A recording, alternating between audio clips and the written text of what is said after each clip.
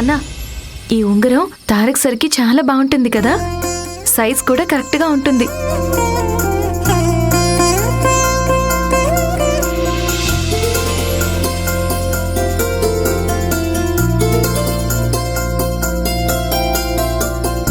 ఆయన చేతికి పెట్టుకుంటే అదిరిపోతుంది నాన్న.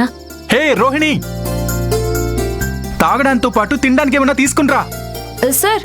ఓకే, త్వరగా వచ్చేయి. నాన్న, ఇది తీసుకో, సార్ పిలుస్తున్నారు, నేను వస్తాను.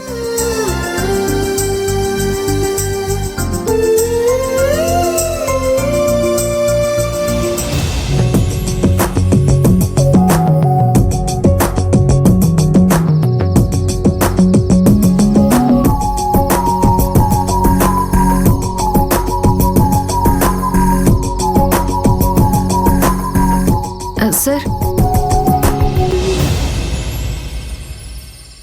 హే రోహిణి, ఎక్కడికి వెళ్తున్నావు? ఆగు.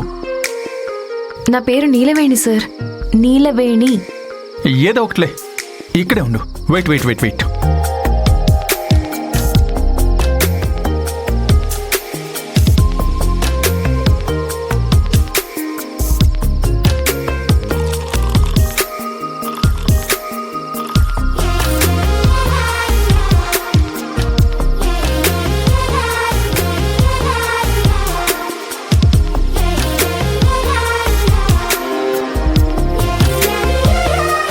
సార్, నేను నిద్రపోవాలి, కిందకు వెళ్తున్నాను సార్.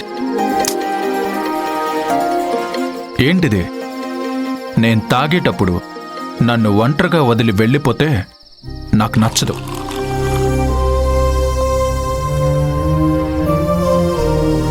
నేను నీతో మాట్లాడాలి, చాలా మాట్లాడాలి.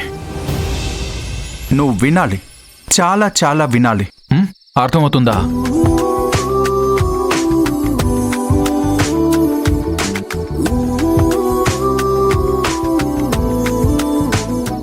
అవును, నీకు ఈ ఊరు నచ్చిందా?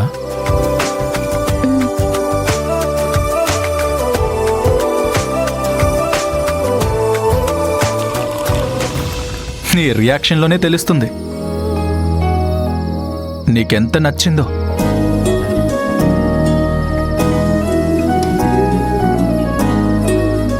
అవును, నువ్వేంటి పెద్ద గాంధీ తాతవా? ఒక చెంప మీద కొడితే మరో చెంప చూపిస్తున్నావు. నన్నెవరన్నా ముట్టుకున్నారనుకో, అంతే.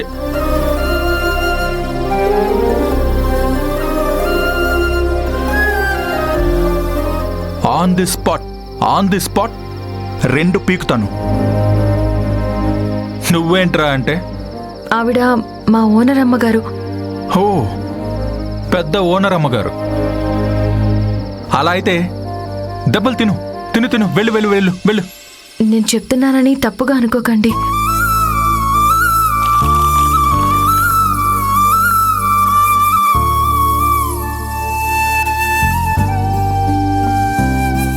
ఇంకో 2 రోజుల్లో మీకు పెళ్ళి.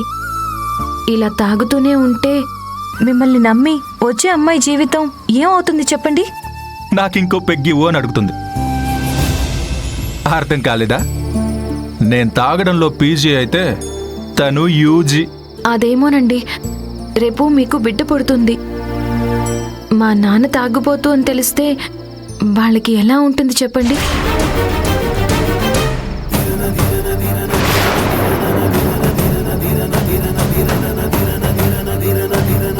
మీకు మహేంద్రయ్య గారు తండ్రిగా దొరికినట్టు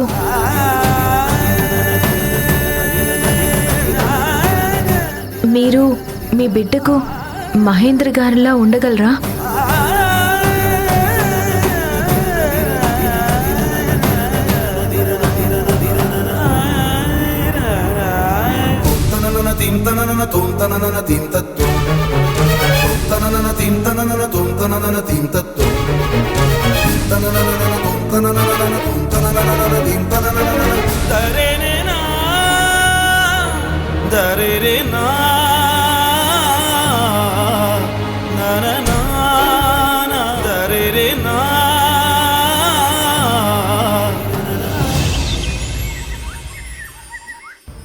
అక్కా, ఏంటక్కా, కళ్యాణ మండపానికి బయలుదేరే సమయం వచ్చేసింది.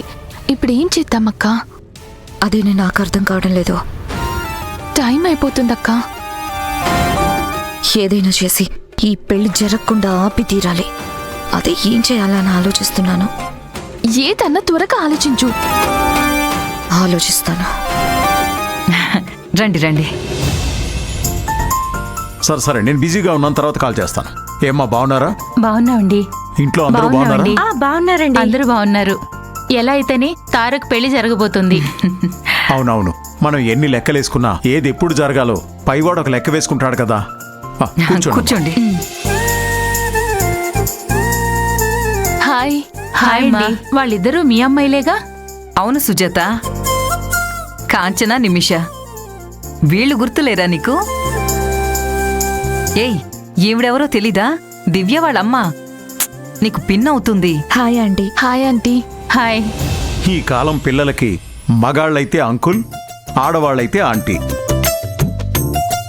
ఎర్రగా ఉంటే రెడ్ చట్నీ, తెల్లగా ఉంటే వైట్ చట్నీ. రోడ్లో ఎవరైనా దారడిగితే తూర్పుకు వెళ్ళి ఉత్తరానికి తిరుగు అంటే కంగారు పడిపోతారు. అయిపోయాం. స్టార్ట్ చేశారు. తిన్నగా వెళ్ళి ఫస్ట్ రైట్ సెకండ్ రైట్ అంటే కరెక్ట్గా వెళ్తారు. ఈ కాలం పిల్లలు షార్ట్ కట్ కి బాగా అలవాటైపోయారు. ఇప్పుడు కాలం మారిపోయింది. పిల్లల్ని అనడానికి ఏముంది? బాగా చెప్పారు. ఇవి మండపంలో కావాల్సిన సామాన్ల లిస్టు పంతులు గారు ఇచ్చారు, మీకు ఇవ్వడం మర్చిపోయాను. ఏంటిది చివరి నిమిషంలో చెప్తున్నారు? ఎప్పుడు షార్ప్గా ఉంటాను, ఈసారి మిస్ అయింది. పసుపు, కుంకుమ, అగరబత్తులు, కర్పూరం. తీసుకోండి. అవును, ఇదేంటి రావి చెట్టు, వేప చెట్టు రాశారు? ఇవెందుకు? రావి చెట్టు, వేప చెట్టు ఎందుకో మీకేమైనా తెలుసా? మాకు తెలియదండి. ఏమండి, మీకేమైనా తెలుసా? ఇవన్నీ పూర్వకాలం గ్రామాల్లో ఉండే ఆచారాలు. కాలంతో పాటు ఆచారాలు మారిపోయాయి. ఇప్పుడు అందరూ మర్చిపోయారు. పూజారి గారు కరెక్ట్గా గుర్తుపెట్టుకుని రావి చెట్టు, వేప చెట్టు కావాలని రాసిచ్చారు. గుర్తు పెట్టుకుని బాగానే రాసిచ్చారు. ఇప్పుడు ఎక్కడని తీసుకొస్తాం? ఎందుకు తీసుకురాలేమమ్మగారు? ఈ ఊళ్ళో కూడా ఉన్నాయి. నీకెలా తెలుసు? రావి చెట్టుని, వేప చెట్టుని పెళ్లిలో ఖచ్చితంగా పెట్టాలమ్మా. అలా ఎందుకు పెట్టాలో అనే దానికి ఒక కారణం కూడా ఉంది. అవునా? ఏంటమ్మా కారణం? అదేంటంటే అయ్యగారు, రావి చెట్టు శివుడికి ప్రతిరూపం, వేప చెట్టు సాక్షాత్తు పార్వతీదేవి స్వరూపం. ఆ కాలంలో ఏ పెళ్లి జరిగినా శివపార్వతుల దగ్గర అనుమతి తీసుకోవాలనేది ఆచారంగా ఉండేది.